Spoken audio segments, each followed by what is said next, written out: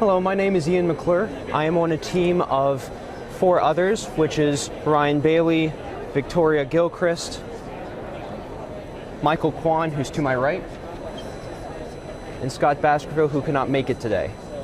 And we are at Florida Institute of Technology, as well as a new startup called Virsum, working on biofabrication of a vascular network using AC electrospinning. The basic premise of our system is a fully designed enclosure that allows for printing of a 3-dimensional structure using bio ink, which is made of a hydrogel pre-seeded with cells. So it allows for the cells to already be inside of the structure as it's being printed.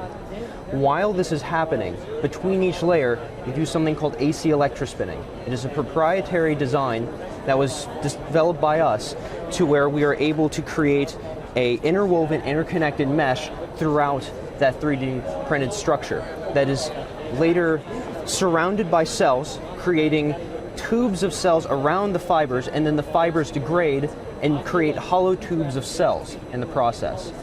This allows for vasculature of 3D printed structures that are already seeded with cells so that you can have vasculature of new tissue, down to micron and nanoscale vasculature.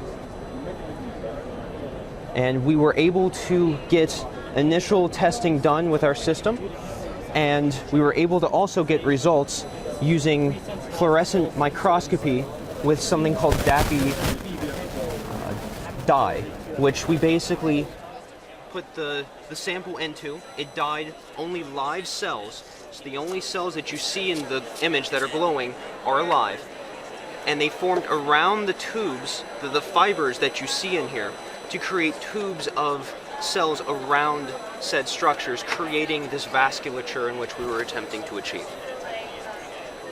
We plan on performing later tests, characterizations, getting a larger proof of concept that is more robust and more rigorous in nature.